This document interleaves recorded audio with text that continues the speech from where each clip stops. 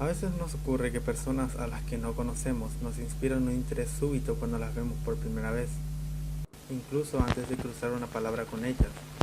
Esta impresión produjo en Raskolnikov el cliente que permanecía aparte y que tenía aspecto de funcionario retirado. Algún tiempo después, cada vez que se acordaba de esta primera impresión, Raskolnikov la atribuía a una especie de presentimiento.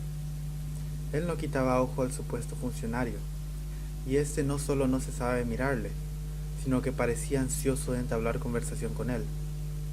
A las demás personas que estaban en la taberna, sin excluir al tabernero, las miraba con un gesto de desagrado, con una especie de altivo desdén, como a personas que considerase de una esfera y de una educación demasiado inferiores para que mereciesen que él les dirigiera la palabra.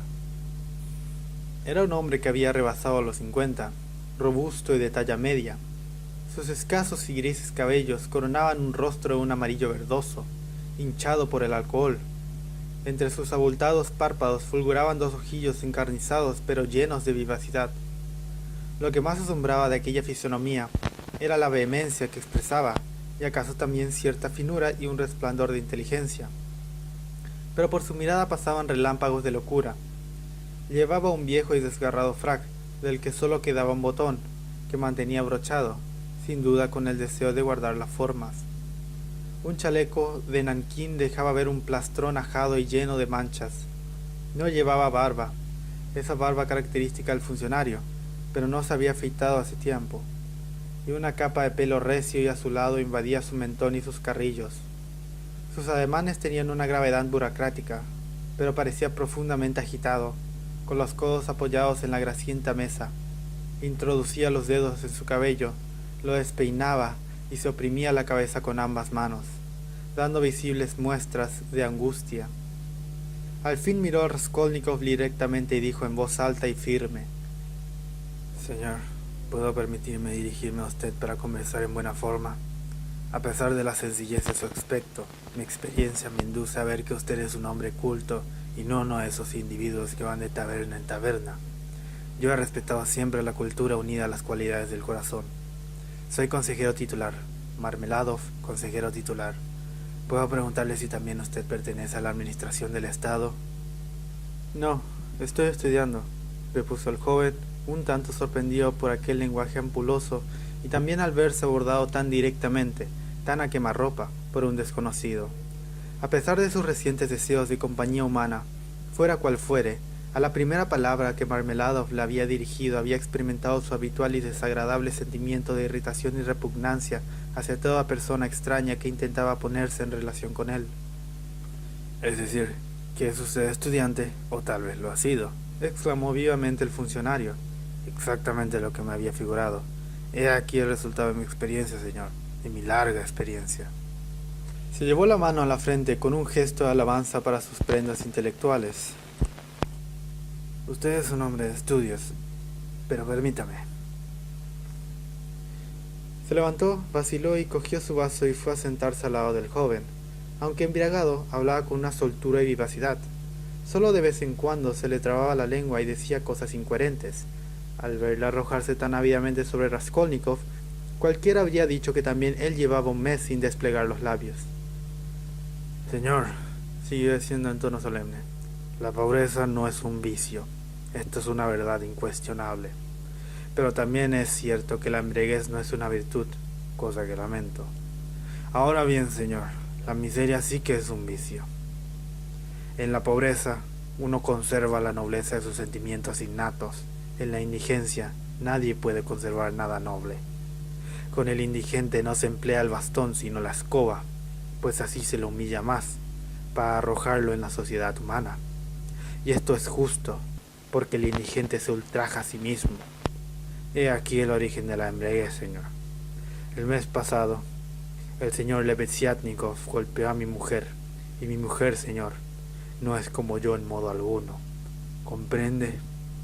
Permítanle hacerle una pregunta simple. Simple curiosidad.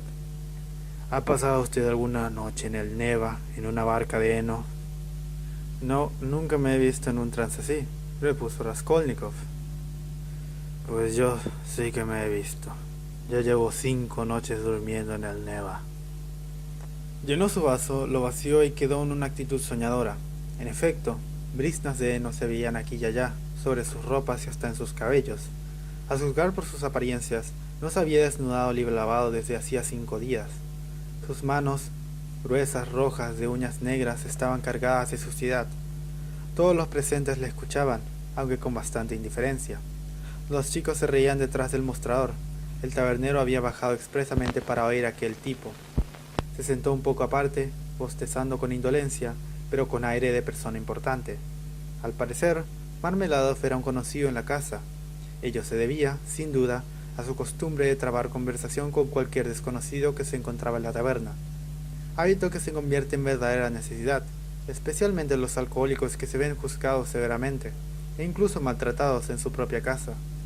Así, tratan de justificarse ante sus compañeros de orgía y, de paso, atraerse su consideración. «Pero diso, fantoche», exclamó el patrón con voz potente. «¿Por qué no trabajas? Si eres funcionario, ¿por qué no estás en una oficina del Estado?» «¿Que por qué no estoy en una oficina, señor?», dijo Marmeladov, dirigiéndose a Raskolnikov como si la pregunta la hubiera hecho éste. «¿Dice usted que por qué no trabajo en una oficina? ¿Cree usted que esta impotencia no es un sufrimiento para mí? ¿Cree usted que no sufrí cuando el señor Lebeziatnikov golpeó a mi mujer el mes pasado, en un momento en que yo estaba borracho y perdido? Dígame, joven, ¿no se ha visto usted en el caso de tener que pedir un préstamo sin esperanza?» «Sí, pero ¿qué quiere decir usted con eso de sin esperanza?» «Pues, al decir sin esperanza, quiero decir sabiendo que va uno a un fracaso.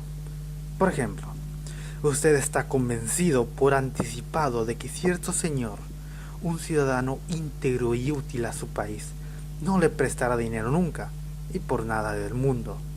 ¿Por qué se lo ha de prestar? Dígame. Él sabe perfectamente que yo no se lo devolvería jamás. Por compasión, el señor Lebeziatnikov, que está siempre al corriente de las ideas nuevas, decía el otro día que la compasión está vedada a los hombres, incluso para la ciencia, y que así ocurre en Inglaterra, donde impera la economía política. ¿Cómo es posible, dígame, que este hombre me preste dinero? Pues bien, aun sabiendo que no se le puede sacar nada, uno se pone camino y... ¿Pero por qué se pone en camino?, le interrumpió Raskolnikov. Porque uno no tiene a dónde ir, ni a nadie a quien dirigirse. Todos los hombres necesitan saber a dónde ir, ¿no? Pues siempre llega un momento en que uno siente la necesidad de ir a alguna parte, a cualquier parte. Por eso, cuando mi hija única fue por primera vez a la policía para inscribirse, yo la acompañé, porque mi hija está registrada como... añadió entre paréntesis, mirando al joven con expresión un tanto inquieta. Eso no importa, señor, se apresuró a decir cuando los dos muchachos se echaron a reír detrás del mostrador, e incluso el tabernero no pudo menos de sonreír. Eso no importa. Los gestos de desaprobación no pueden turbarme, pues esto lo sabe todo el mundo, y no hay misterio que no acabe por descubrirse, y yo miro estas cosas no con desprecio, sino con resignación. Sea pues, exe homo. Óigame, joven, ¿podría usted? No hay que buscar otra expresión más fuerte, más significativa. ¿Se atrevería usted a afirmar, mirándome a los ojos, que no soy un puerco? Bien, dijo el orador y esperó con un aire sosegado y digno el fin de las risas que acababan de estallar nuevamente. Bien, yo soy un puerco, y ella, una dama. Yo parezco una bestia, y Catalina Ivanovna, mi esposa, es una persona bien educada, hija de un oficial superior. Demos por sentado que yo soy un granuja y que ella posee un gran corazón, sentimientos elevados y una educación perfecta.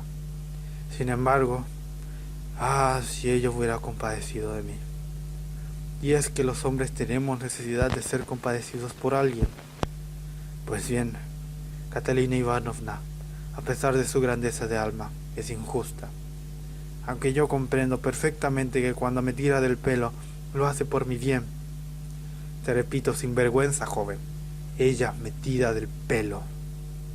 insistió en un tono más digno aún al oír las nuevas risas. Ah, Dios mío, si ella, solamente una vez, pero vanas palabras. No hablemos más de esto, pues es lo cierto que mi deseo se ha visto satisfecho más de una vez. Sí, más de una vez me han compadecido, pero mi carácter, soy un bruto rematado. Recuerdo, observó el tabernero, bostezando. Marmeladov dio un fuerte puñetazo en la mesa. Sí, un bruto. Sepa usted, señor, que me he vivido hasta sus medias. No los zapatos, entiéndame. Pues en medio de todo eso sería una cosa en cierto modo natural. No los zapatos, sino las medias. Y también me he vivido su esclavina de piel de cabra, que era de su propiedad, pues se la habían regalado antes de vuestro casamiento. Entonces vivíamos en un helado cuchitril. Es invierno, ella se enfría, empieza a toser y a escupir sangre. Tenemos 3 niños pequeños y Catalina Ivanovna trabaja de sol a sol. Friega, lava la ropa, lava a los niños. Está acostumbrada a la limpieza desde su más tierna infancia. Todo esto con un pecho delicado, con una predisposición a la tisis. Yo lo siento de veras. ¿Creen que no lo siento?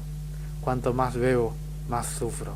Por eso, para sentir más, para sufrir más, me entrego a la bebida. Yo bebo para sufrir más profundamente. Inclinó la cabeza con un gesto de desesperación. Joven, continuó mientras volvía a reírse. Creo tener en su semblante la expresión de un dolor. Apenas le he visto entrar, he tenido esa impresión. Por eso le he dirigido la palabra. Si le cuento la historia de mi vida no es para divertir a estos ociosos, que además ya lo conocen, sino porque deseo que me escuche un hombre instruido. Sepa usted, pues, que mi esposa se educó en un pensionado aristocrático provincial, y que el día en que salió bailó la danza de chala ante el gobernador de la provincia y otras altas personalidades. Fue premiada con una medalla de oro y un diploma. La medalla se vendió hace tiempo. En cuanto al diploma, mi esposa lo tiene guardado en un baúl. Últimamente se lo enseñaba a nuestra patrona, aunque estaba a matar con esa mujer. Lo hacía porque experimentaba la necesidad de vanagloriarse ante alguien de sus éxitos pasados y de evocar sus tiempos felices. Yo no se lo censuro, pues lo único que tiene son estos recuerdos. Todo lo demás se ha desvanecido. Sí, es una dama enérgica, orgullosa, intratable. Se friega ella misma el suelo y come pan negro, pero no toleraría de nadie el menor falta de respeto. Aquí tiene usted explicado por qué no consintió las groserías de Levesiatnikov, y cuando éste, para vengarse, le pegó, ella tuvo que guardar cama. No a causa de los golpes recibidos, sino por razones de orden sentimental.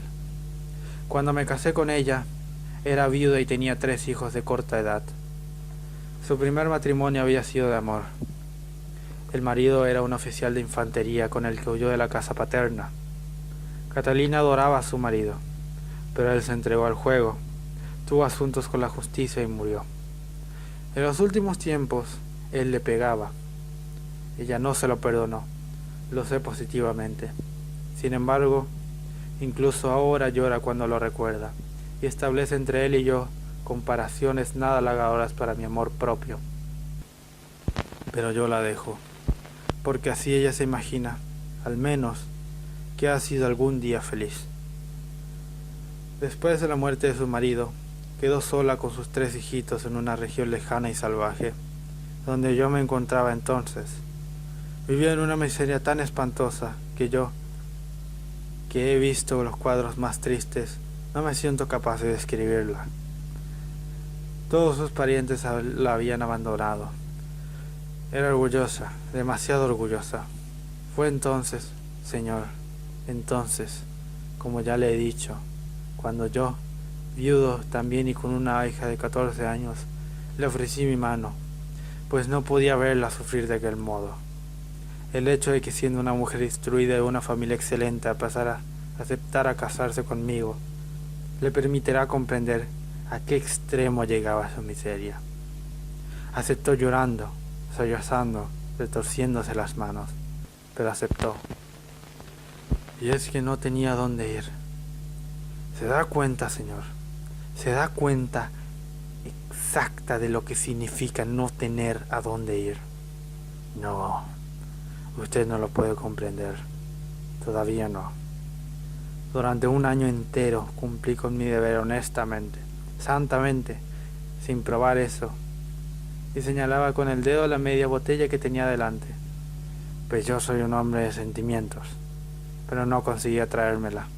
Entre tanto, quedé cesante, no por culpa mía, sino a causa de ciertos cambios burocráticos.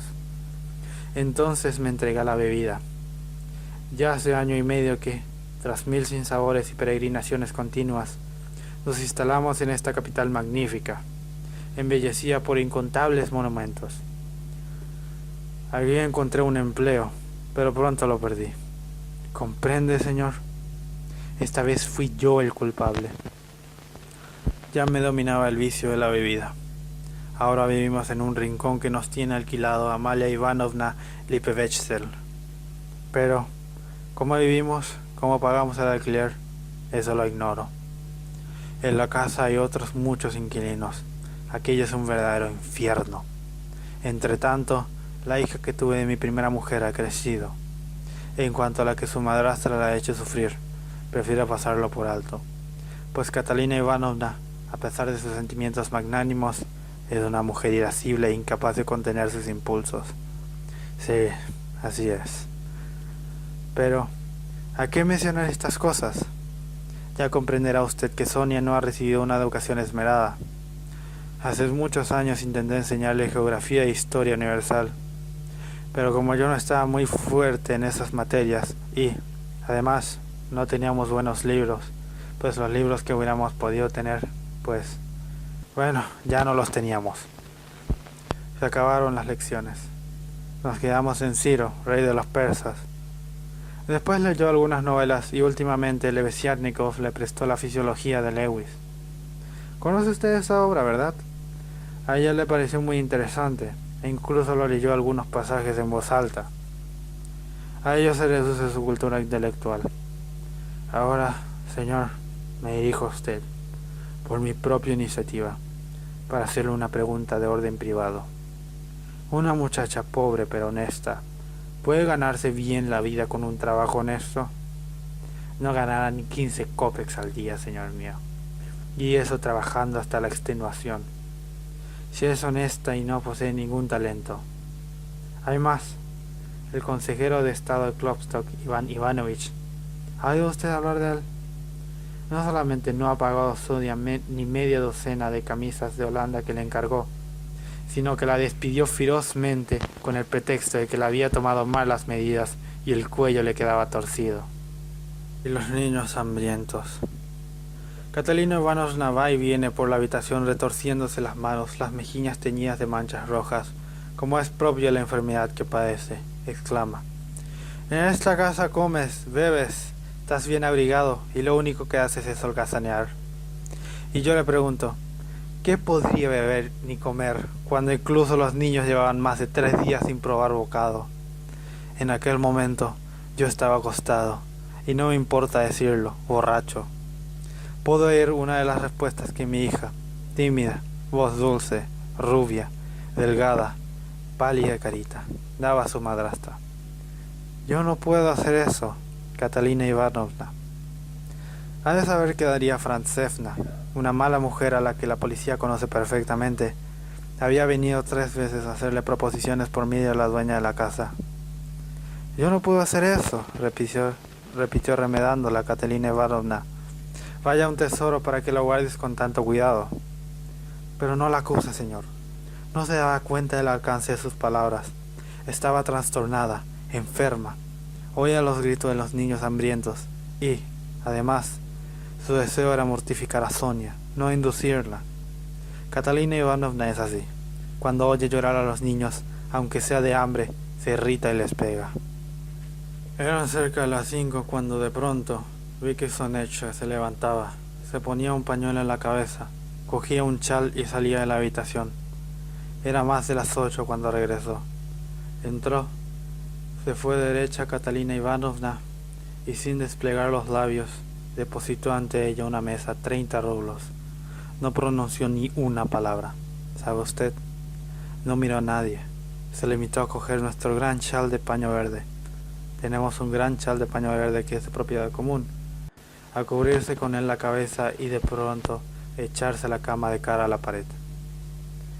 Leves estremecimientos recorrían sus frágiles hombros y todo su cuerpo, y yo seguía acostado, ebrio todavía.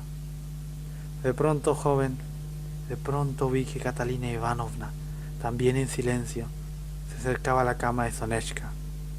Le besó los pies, los abrazó, y así pasó toda la noche, sin querer levantarse. Al fin se durmieron, las dos se durmieron juntas, enlazadas. Ahí tiene usted.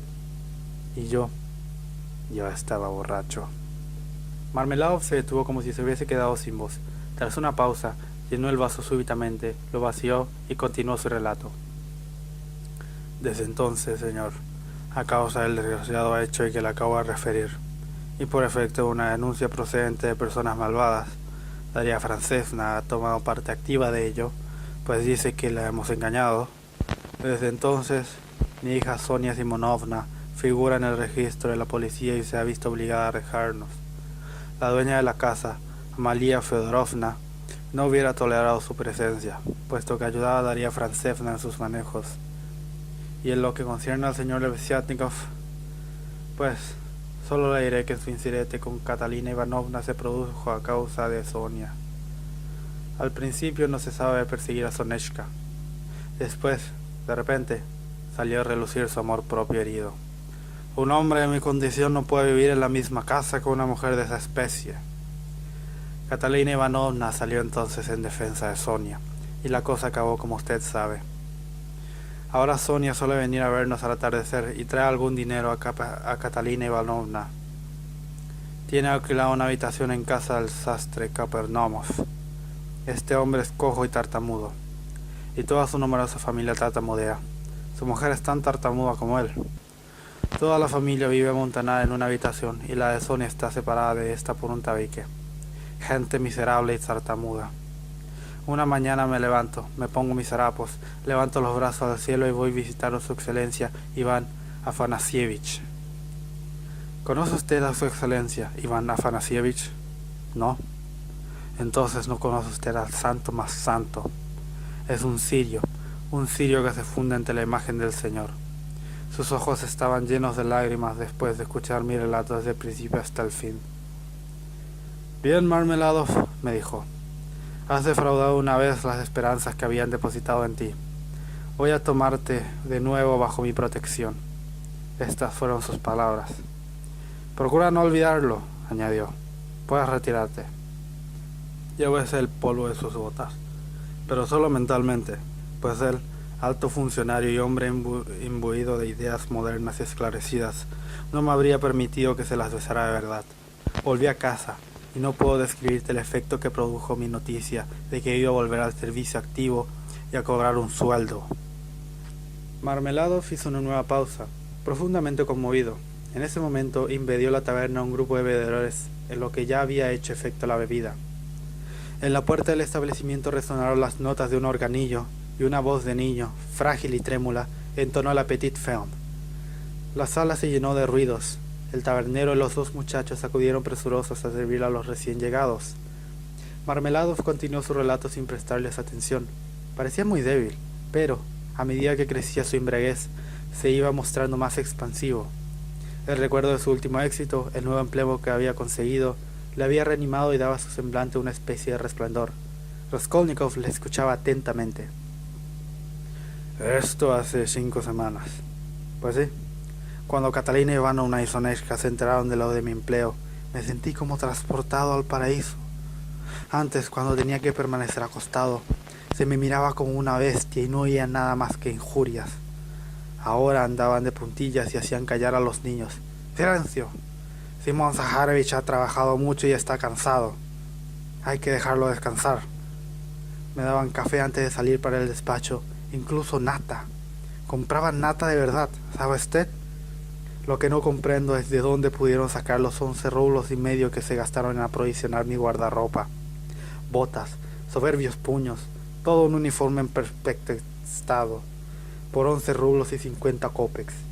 En mi primera jornada de trabajo, al volver a casa al mediodía, ¿qué es lo que vieron mis ojos? Catalina Ivanovna había preparado 2 platos, sopa y lechón en salsa, manjar del que ni siquiera teníamos idea. Vestidos no tiene, ni siquiera uno. Sin embargo, se había compuesto como para ir de visita. Aún no teniendo ropa, se había arreglado. Ellas saben arreglarse con nada. Un peinado gracioso, un cuello blanco y muy limpio, unos puños y parecía otra. Estaba más joven y más bonita. Sonechka, mi paloma, solo pensaba en ayudarnos con su dinero, pero nos dijo: me parece que ahora que no es conveniente que os venga a ver con frecuencia, vendré alguna vez de noche, cuando nadie pueda verme. ¿Comprende? ¿Comprende usted? Después de comer me fui a acostar. Entonces Catalina Ivanovna no pudo contenerse. Hacía apenas una semana había tenido una violenta disputa con Amalia Ivanovna, la dueña de la casa. Sin embargo, la invitó a tomar café. Estuvieron 2 horas charlando en voz baja. Simón Zaharievich, dijo Catalina Ivanovna, tiene ahora un empleo y recibe un sueldo. Se ha presentado a su excelencia y su excelencia ha salido del despacho, ha tendido la mano a Simón Zaharievich, ha dicho a todos los demás que esperasen y lo ha hecho pasar delante de todos. ¿Comprende? ¿Comprende usted? Naturalmente, le ha dicho a su excelencia, me acuerdo de sus servicios, Simón Zaharievich, y, aunque usted no se portó como es debido, su promesa de no reincidir y, por otra parte, el hecho de que aquí ha ido todo mal durante su ausencia. ¿Se da usted cuenta de lo que esto significa? Me induce a creer en su palabra. Huelga decir, continuó Marmeladov, que todo eso lo inventó mi mujer, pero no por ligereza, ni para dar su importancia. Es que ella misma lo creía y se consolaba con sus propias invenciones. Palabra de honor. Yo no se lo reprocho, no se lo puedo reprochar. Y cuando hace 6 días le entregué íntegro mi primer sueldo, 23 rublos y 40 cópex, me llamó cariñito. Cariñito mío, me dijo. Y tuvimos un íntimo coloquio. ¿Comprende? Y dígame, se lo ruego, ¿qué encanto puedo tener yo y qué papel puedo hacer como esposo? Sin embargo, ella me pellizcó la cara y me llamó cariñito.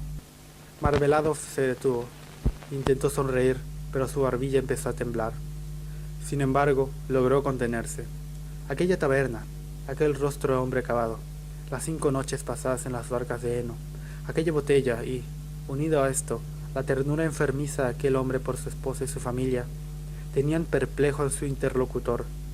Raskolnikov estaba pendiente de sus labios, pero experimentaba una sensación penosa y se arrepentía de haber entrado en aquel lugar.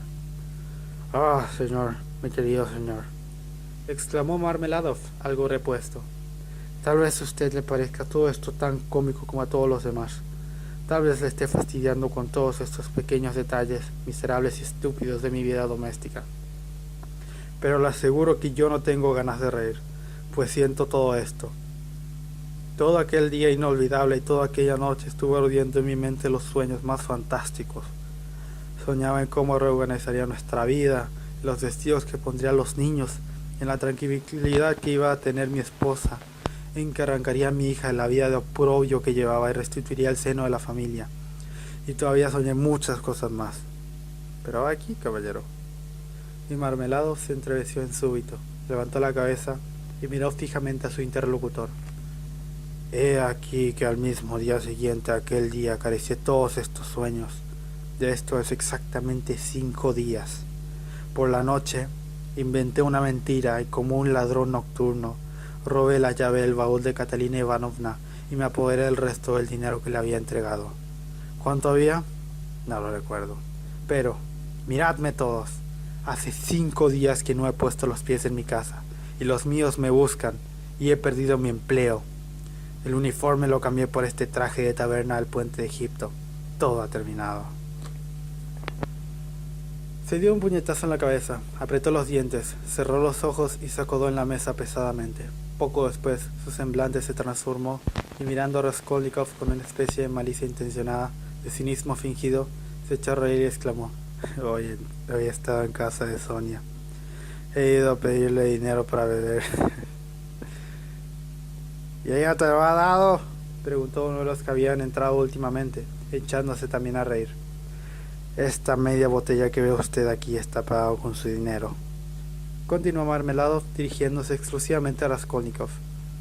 Me ha dado 30 kopecks, los últimos, todo lo que tenía. Lo he visto con mis propios ojos. Ella no me ha dicho nada, se ha limitado a mirarme en silencio. Ha sido una mirada que no pertenecía a la tierra, sino al cielo. Solo allá arriba se puede sufrir así por los hombres y llorar por ellos sin condenarlos. Sí, sin condenarlos. Pero es todavía más amargo que no se nos condene. 30 kopecks. ¿Acaso ella no los necesita? ¿No le parece a usted, mi querido señor, que ella ha de conservar una limpieza atrayente? Esta limpieza cuesta dinero. Es una limpieza especial, ¿no le parece? Hacen falta cremas, enaguas almidonadas, elegantes zapatos que embellezcan el pie en el momento de saltar sobre un charco. ¿Comprende? ¿Comprende usted la importancia de esta limpieza? Pues bien, he aquí que yo, su propio padre, le he arrancado los 30 kopecks que tenía, y me los bebo. Ya me los he bebido. Dígame usted, ¿quién puede apiadarse de un hombre como yo? Dígame, señor, ¿tiene usted piedad de mí o no la tiene? Con franqueza, señor, ¿me compadece o no me compadece? ¿Pero por qué te han de compadecer?, preguntó el tabernero, acercándose a Marmeladov. La sala se llenó de risas mezcladas con insultos. Los primeros en reír e insultar fueron los que escuchaban al funcionario. Los otros, los que no habían prestado atención, les hicieron coro, pues les bastaba con la cara de charlatán. ¿Compadecerme? ¿Por qué me han de compadecer?, bramó pronto Marmeladov, levantándose, abriendo los brazos con un gesto de exaltación, como si solo se esperase este momento. ¿Por qué me han de compadecer?, me preguntas. Tienes razón, no merezco que nadie me compadezca. Lo que merezco es que me crucifiquen. Sí, la cruz, no la compasión. Crucifícame, pues. Hazlo, y al crucificarme, ten piedad del crucificado. Yo mismo me encaminaré al suplicio, pues tengo sed de dolor y de lágrimas, no de alegría. ¿Crees acaso, comerciante, que la media botella me ha proporcionado algún placer? Solo dolor y lágrimas se buscaba en el fondo de este frasco. Sí, dolor y lágrimas, y los he encontrado y los he saboreado. Pero nosotros no podemos recibir la piedad sino de aquel que ha sido piadoso con todos los hombres, de aquel que todo lo comprende, del único de nuestro único juez. Él vendrá el día del juicio y preguntará: ¿dónde está esa joven que ha sacrificado por una madrastra tísica y cruel y por unos niños que no son sus hermanos? ¿Dónde está esa joven que ha tenido piedad de su padre y no ha vuelto la cara con horror ante ese bebedor despreciable? Y dirá Sonia: ven, yo te perdoné, y ahora te redimo de todos tus pecados, porque tú has amado mucho. Sí, él perdonará a mi Sonia, él la perdonará, yo sé que él la perdonará. Lo he sentido en mi corazón hace una hora, cuando estaba en su casa. Todos seremos juzgados por él, los buenos y los malos, y nosotros oiremos también su verbo. Él nos dirá: acercaos también vosotros, los bebedores, acercaos, débiles y desvergonzadas criaturas. Y todos avanzaremos sin temor y nos detendremos ante él. Y él dirá: sois unos cerdos, llevas el sello de la bestia y como bestia sois, pero venid conmigo también.